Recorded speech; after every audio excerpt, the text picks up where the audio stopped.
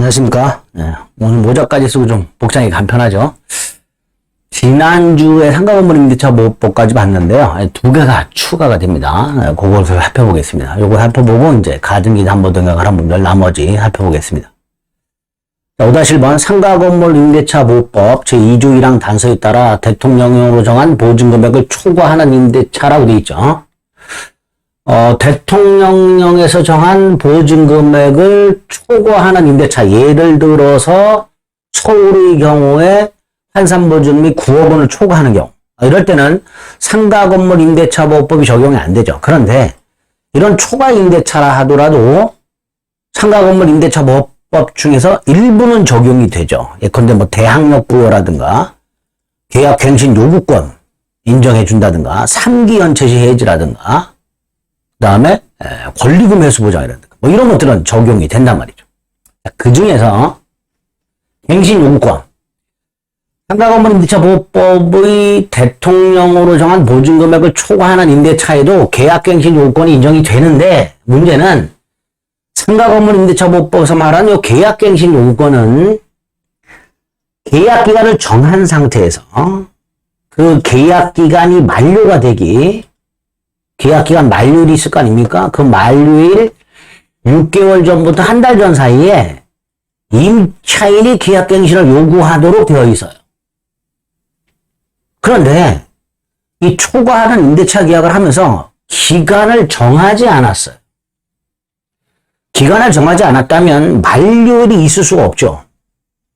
따라서 만료일 6개월부터 1개월 사이에 계약갱신 요건을 행사한다는 것도 있을 수가 없게 됩니다.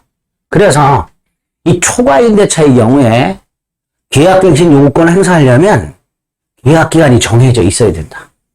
이것을 기억하셔야 됩니다. 5-1번 틀린 지문이 됩니다.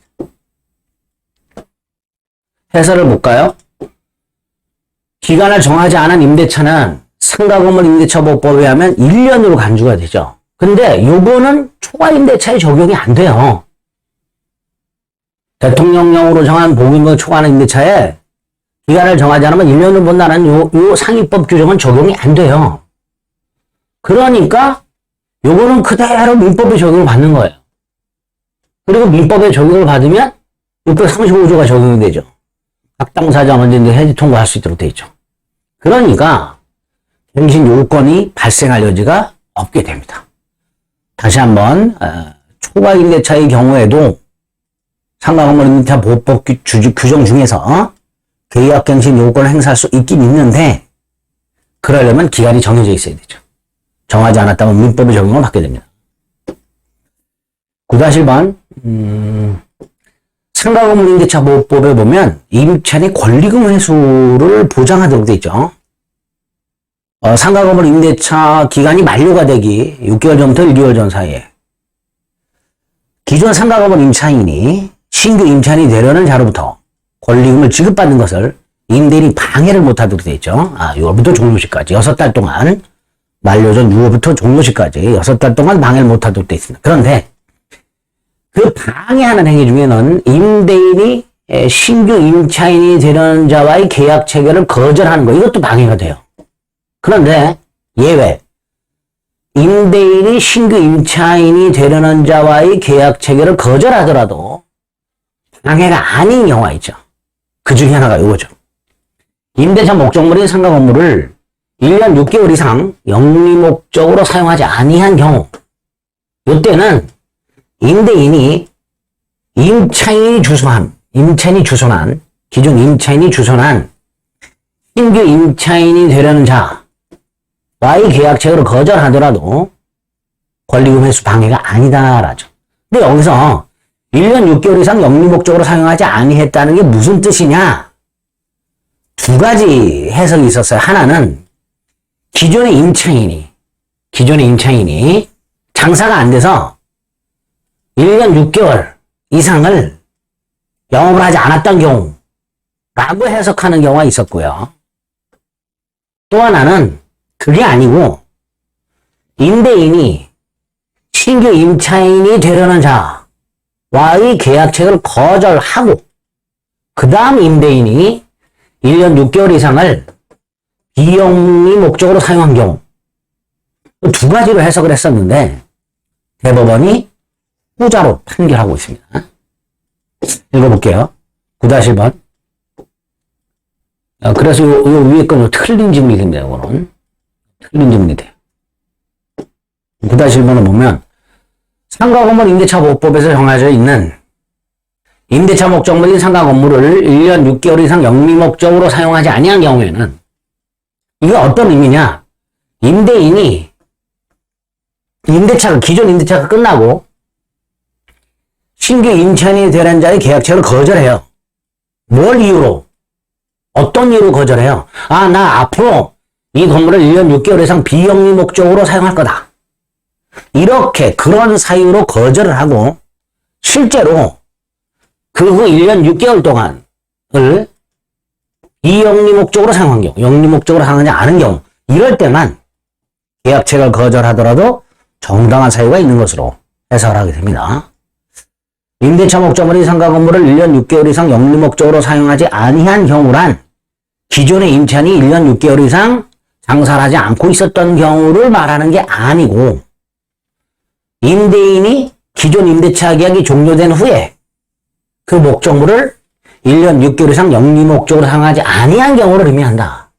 따라서 이때 그 신규 임차인이 되려는 자와의 계약 체결을 거절했을 때 정당한 이유가 있으려면, 정당한 사유가 있으려면 임대인이 임대차가 종료될 때 나는 1년 6개월 이상을 비영리 목적으로 사용할 것이다 라는 것을 이유로 기존 임차인이 소개한 신규 임차인이 되려는 자와의 계약 체결을 거절하고 실제로 1년 6개월 이상을 비영리 목적으로 사용한 경우 그래야 계약 체결 거절에 정당한 사유가 있다 라고 보게 됩니다.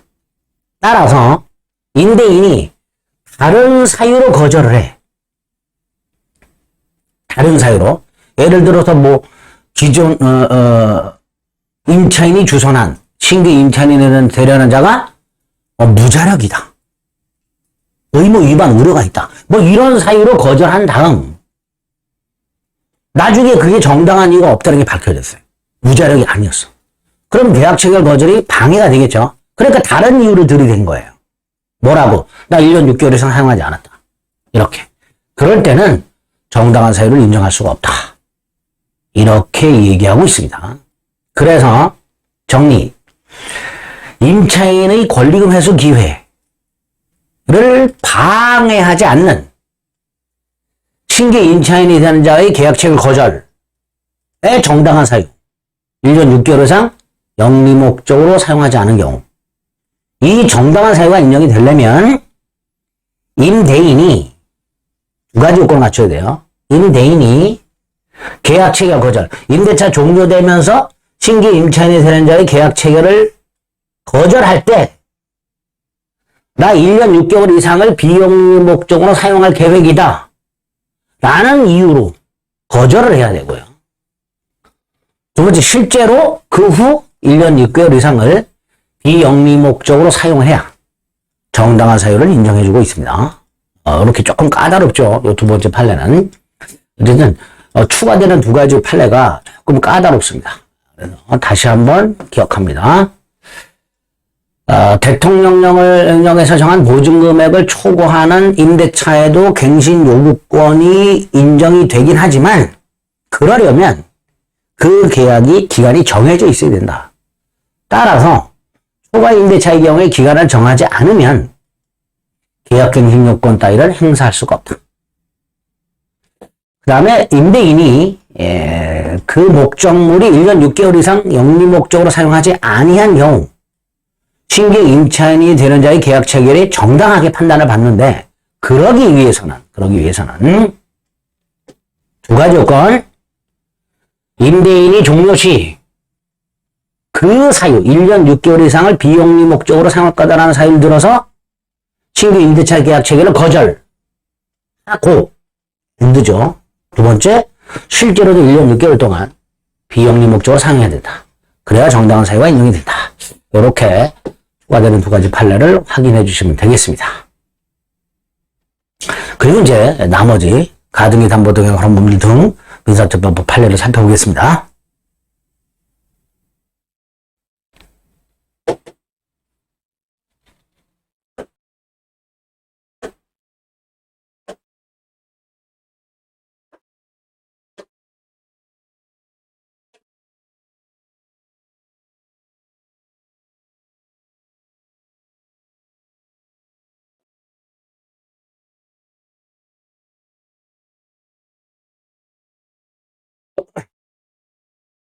가등기 담보 등에 관한 법률입니다. 가등기 담보 등에 관한 법률은 일단 이 가등기 담보 등에 관한 법률, 줄여서 가담법이라고 하겠습니다. 이 가담법이 적용이 되려면 네 가지 요건이 갖춰져야 돼요. 네 가지 요건. 첫째가 채권자가 가지고 있는 채권이 소비대차 채권 또는 준소비대차 채권이어야 됩니다.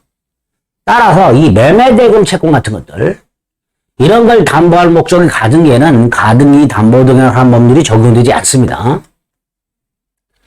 두 번째가 채무자가 변제에게 변제를 하지 못하면 채용금 대신 다른 재산권을 이전해 주기로 하는 약정, 매매 예약 같은 게 있어야 됩니다.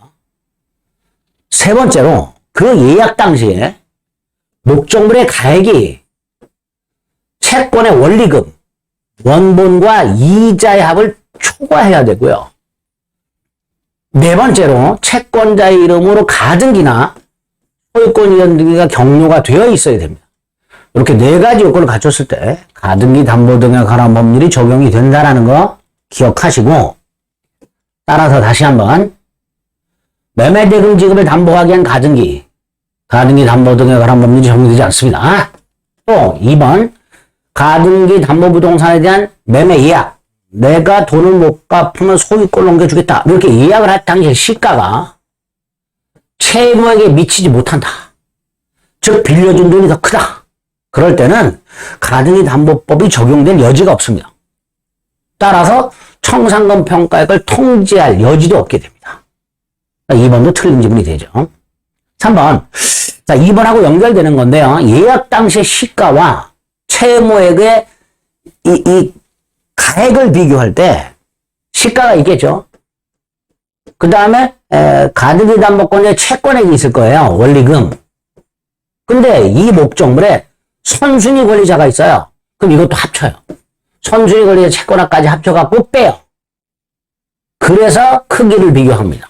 그러니까 3번, 예약 당시 그 재산에 선순위 저당권이 설정이 되어 있다면 그 재산의 시가, 가액에서 이 선순위 근저당권 자의 채무액을 뺀 나머지 가액, 이 원리금의 초과하는 경우, 그러니까 예를 들어서 갑이 을로부터 3억을 빌리는데 목적물 가액이 6억짜리다.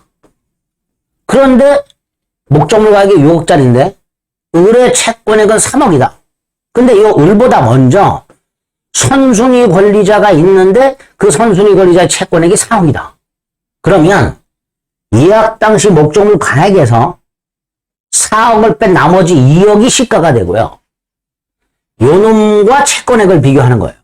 비교했더니 요 시가가 채권액에 미다해요. 그럼 당연히 가등기 담보법은 적용되지 않겠죠. 그죠? 그래서 3번도 틀린 지문이 됩니다. 4번, 요 4번은 가등기 담보 채권자가 가등기 담보권 실행 전에 그의 권리를 보존하기 위해서 제3자에 대한 선순위 담보 채무를 대위 변제해서 발생한 구성권이라고 되어 있죠. 갑소유 부동산이 있어요. 5억짜리예요. 여기에 선순위 권리자가 1억짜리가 있습니다. 후순위 가등기 담보권자가 2억짜리가 있어요. 그러면 가등기 담보법이 적용되는지 확인해 봅니다. 5억에서 선순위 1억을 뺀 4억. 4억이 채권액을 초과하니까 가등기 담보법이 적용 일단 될 겁니다. 두 번째, 이 후순위 가등기 담보권자가 선순위가 되기 위해서 이 1억을 대신 갚아요. 대위 변제. 대신 갚으면 갑에게 구상할 수 있죠. 내가 대신 1억을 갚았으니까 나한테 1억을 갚아라.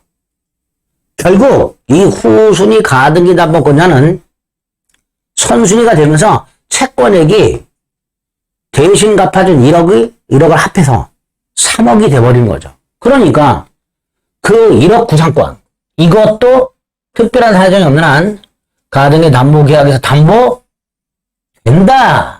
라고 해야 되죠. 담보된다. 이것도 변제받을 수 있어야 되죠. 대신 갚은 거니까. 그래서 4번도 틀린 지문이 됩니다. 다시 확인해 봅니다. 보세요. 돈 빌려준 채권이 있어야 되죠. 따라서 매매잔대금 지급 관련된 거, 가등기 담보 적용 안 된다는 거. 재산권 넘겨주기로 약속할 당시 시가가 채무에게 미치지 못하면 가등기 담보법이 적용이 안 되니까 청산금을 통지할 여지가 없고, 또 그 예약 당시 목적물에 선순위 권리가 있으면 가액에서 요 선순위 권리의 채권을 뺀 나머지 가액이 원리금을 초과해야 가등기 담보법이 적용이 되고, 선순위 권리자에게 대신 갚았을 때 그 구상권도 가등기 담보계약에서 담보된다. 이런 식으로 정리를 해주시면 되겠습니다. 5번 양도담보라고 돼요. 양도담보는 뭐예요? 담보 목적으로 소유권 등기를 먼저 넘겨주는 거죠. 자, 그 양도담보로 설정하기로 약정을 했다. 그런데 아직 채권자에게 소유권 이전 등기를 해주지 않았다. 그럼 가등기 담보법이 적용이 안 되죠. 가등기 담보법이 적용이 되려면 아까 마지막 요건이 뭐였어요? 채권자 이름으로 가등기나 소유권 등기가 되어 있어야 된다 그랬죠. 그런데 안 돼 있어요. 그럼 가등기 담보법이 적용되지 않는다 이렇게 됩니다. 아직. 그러니까 채권자는 채무자를 상대로 양도담보권을 설정하기로 하는 약정에 기초하여 이전 등기를 청구하겠죠. 그럼 등기해줘야 되죠. 이때 채무자가 가등기 담보법에서 정한 청산 절차가 없었음을 이유로 나 등기 못 해주겠다 라고 거절할 수가 없지요. 왜? 아직 가등기 담보법이 적용이 안 되잖아요. 즉 아직 소유권 담보 목적 등기가 안 돼 있으니까 가등기 담보법이 적용이 안 되고, 따라서 가등기 담보법의 청산 절차와 관련된 규정이 적용될 여지가 없단 말이죠. 그래서 채무자는 채권자가 야 약정에 따라 나한테 소유권 등기를 일단 넘겨, 담보 목적 소유권 등기를 넘겨 라고 청구했을 때 갑은 거절할 수가 없다. 이렇게 되겠죠. 6번 가등기 담보권이 설정된 이후에 채권이 플러스가 됐어요. 새로 발생한 채권. 이걸 당연히 따로 약정해서 피담보 채권을 추구할 수 있겠죠. 7번 양도담보를 하게 되면요. 다시 한번 채권자 이름으로 소유권 이전 등기가 된단 말이죠. 그래서 부동산 등기부를 떼보면 채권자 이름으로 소유권 등기가 되어 있단 말이에요. 근데 그 소유권이 아니라 양도담보권이라고 그랬죠. 자, 이때 이 이전 등기 비용.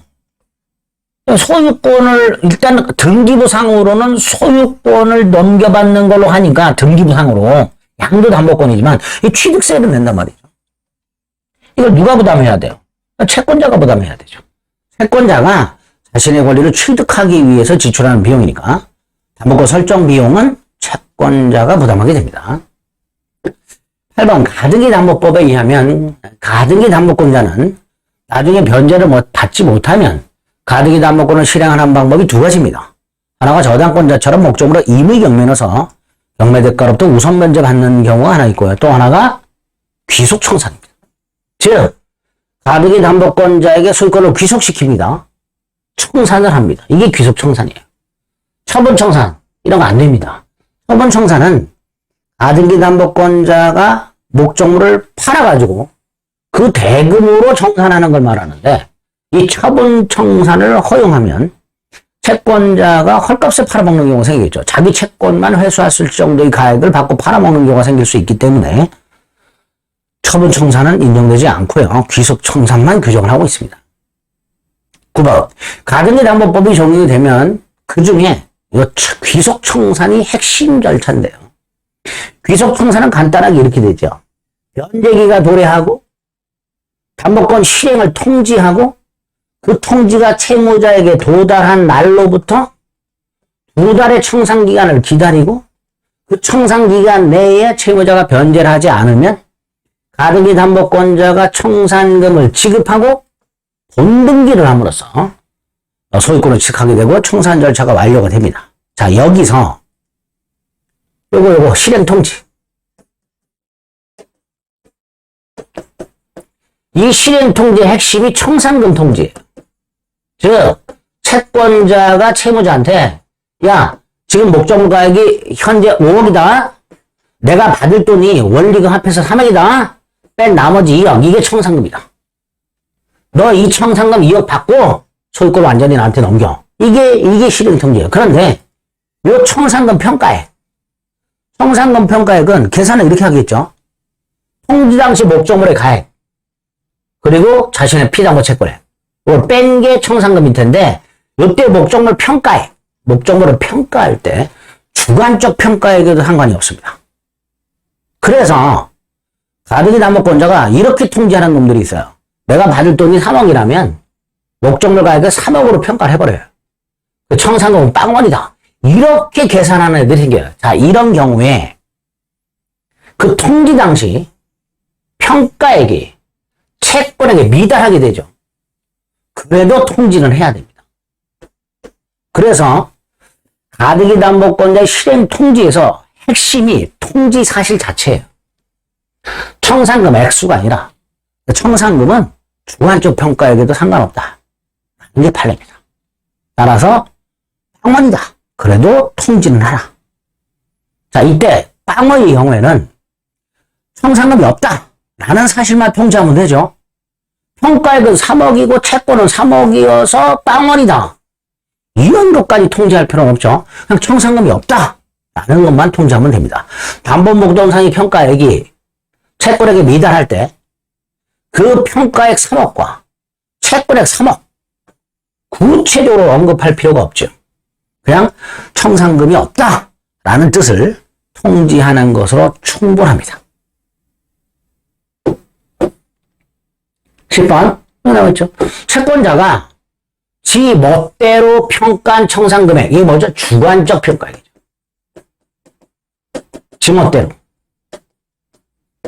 이게 감정평가 등을 통한 객관적 평가액에 미치지 못한다.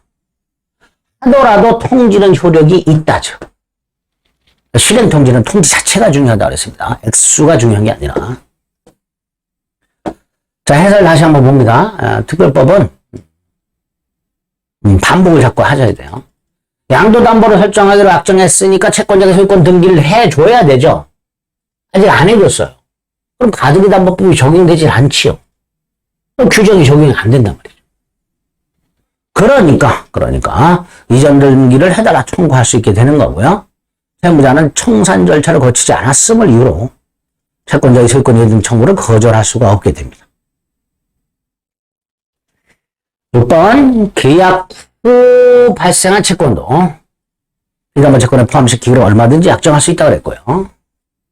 담보권 설정에 소요되는 비용들 채권자가 부담하는 거고요. 처분 청산은 안 된다고 그랬죠. 또 청산금이 없으면 못하는 뜻도 통지해야 되고요. 또 그 통지액이 주관적 평가액이어도 통지 효력이 있으니까 청산기간은 진행되겠죠. 통지 효력이나 청산기간 진행에 영향을 주지 않는다. 이렇게 될 겁니다. 11번 가등기 담보권자가 채권 변제기 이후에 청산금 평가액을 통지하거나 또는 청산금이 없다면 없다는 뜻을 통지하거나 통지해야 된다죠. 없으면 없다는 뜻을 통지해야 된다 그랬어요. 통지해야 되죠. 또 이 통지는 채무자 등 전부에게 해야 됩니다. 이때의 채무자란 채무자, 물상보증인, 제3취득자 세 사람을 말합니다. 채무자, 물상보증인, 제3취득자 이게 채무자 등이고요. 한 사람이라도 누락을 하면 통지 효력이 없다라는 게 판례입니다. 따라서 채무자 등의 전부 또는 일부를 누락을 했어요. 통지를 안 했어. 그럼 통지 효력 자체가 없으니까 청산 절차가 진행될 수가 없고 따라서 적절한 청산금을 지급했다 하더라도 본등기를 청구할 수가 없게 되며 이렇게 각 귀속 청산 절차 통지하고 2달을 경과해라. 청산금이 없다면 없다는 뜻도 통지해라라는 귀속 청산 절차를 위반해. 그래서 본등기를 해버려. 당연히 무효입니다. 그래서 가등기담보법은 그 통지하고 청산기간 경과가 핵심적인 절차가 됩니다. 그걸 위반하게 되면 본등기 하더라도 무효가 됩니다. 그런데 그 무효의 등기가 된 상태에서 가등기 권리자가 그 후에 통지하고 그리고 2달이 지나 그러면 유효한 등기가 될 수 있게 됩니다. 유효한 등기로 바뀔 수가 있게 됩니다. 3조 1번 청산 절차를 거치지 않은 본등기는 원칙적으로 무효죠. 그죠? 그런데 그런 무효인 등기 상태에서 청산 절차를 마쳤어요.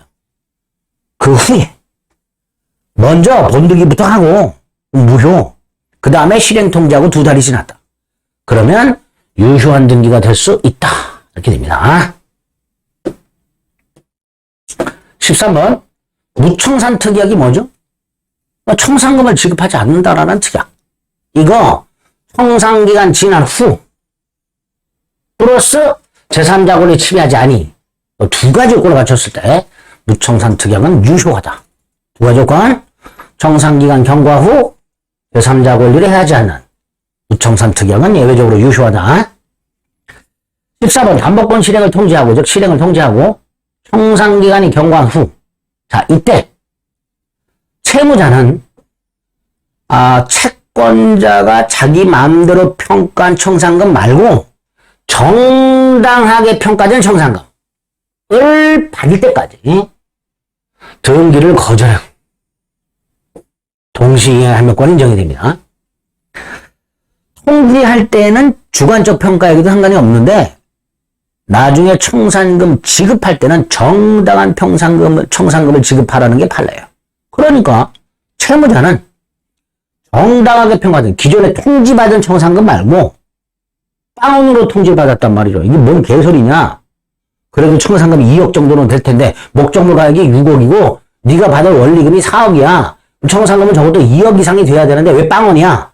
여기 불만이 있단 말이에요. 그러면 나중에 정당한 청산금을 받을 때까지는 나 등기 못 넘겨줘. 인도 못해. 하고 거절할 수 있다. 이런 뜻입니다. 자, 15번. 가등기 담보권은 저당권하고 똑같아요. 따라서 청산 절차를 진행하기 전 또는 진행 중에 경매가 이루어지게 되면 그 청산 절차는 진행할 수가 없고 또는 진행되고 있던 청산 절차도 스탑이 되고 순위에 따라 배당을 받고 소멸하게 됩니다. 따라서 경매에 의해서 그 목적물 소유권이 제3자에게 넘어가 버리면 담보가등기권자는 더 이상 청산 절차를 진행할 수가 없습니다. 순위에 따라 배당받고 소멸하게 됩니다. 저당권하고 똑같이. 그래서 담보가등기가 된 부동산에 경매 등이 되었다면 그 후 가등기 기출 설령 본등기를 했다 하더라도 그 등기는 무효가 됩니다. 경매가 우선하다. 기억하셔야 됩니다. 16번 채권자가 특히 양도담보권이 문제가 돼요. 채권자 이름으로 소유권 등기가 되어 있기 때문에 이 채권자가 나쁜 마음만 먹으면 청산 절차 전에도 자기 소유라고 속여서 팔아먹는 경우가 생길 수 있어요. 선의병. 이때 선의병은 소유권을 취득하게 됩니다. 그게 16번입니다. 채권자가 귀속 청산 절차를 거치지 않은 채 특히 양도담보권자 이 소유권 등기가 되어 있기 때문에 마치 자기 것인 양 선의의 제3자에게 팔아먹는 경우가 돼요. 그때 그 선의의 제3자는 소유권을 취득한다 라는 게 판례입니다. 모두에게 통제하라. 누락하면 청산 절차는 진행할 수가 없다. 청산 절차를 위반한 본등기는 무효다. 근데 그 후에 통지하고 2달이 지나면 유효한 등기가 될 수 있다. 무청산 특약, 청산금 지급하지 않는 특약, 후, 청산기간 지난 후 제3자 권리를 하지 않는 범위 내에서 유효. 채무자는 정당한 청산금을 받을 때까지 등기나 인도를 거절하는 동시 이행할 명권을 갖게 되고 15번 경매가 되어버리면 더 이상 청산 절차는 진행할 수가 없고 손에 따라 배당받고 소멸하기 때문에 그 후에 본등기 했다 하더라도 본등기는 무효가 됩니다. 16번 제3자에게 팔아먹은 제3자가 선이다. 소유권을 취득하게 되죠. 이 사람이. 그러니까 채무자는 원래는 돈을 갖고 소유권 등기를 회복하려고 그랬는데 채권자라는 놈이 제3자가 홀랑 팔아먹었어요. 그럼 결국 채무자는 소유권을 상실하는 손해가 생겼죠. 그러니까 채무 채권자가 선의 제3자에게 팔아먹는 행위는 채무자에 대한 불법행위가 된다. 그러니까 당연히 채무자는 채권자에게 손해배상을 청구해야겠죠. 손해배상을 청구해야 될 텐데 그 손해배상액은 어떻게 계산하냐? 채무자가 입은 손해. 채무자가 더 이상 등기를 회복할 수 없게 될 때, 즉 채권자가 선의 제3자에게 팔아먹고 그 선의 제3자에게 소유권 등기를 넘겨줬을 때, 그럼 채무자는 더 이상 등기를 회복할 수 없죠. 그때 목적물 가액, 부동산 가액에서 채무액을 뺀 나머지, 이게 채무자가 입은 손해다. 그 손해를 배상하라. 이렇게 되겠죠. 그 다음에 이제 집합건물법입니다. 집합건물법은 파해가 조금 많아요. 이건 좀 시간을 달리해서 살펴보도록 하겠습니다. 수고하셨습니다.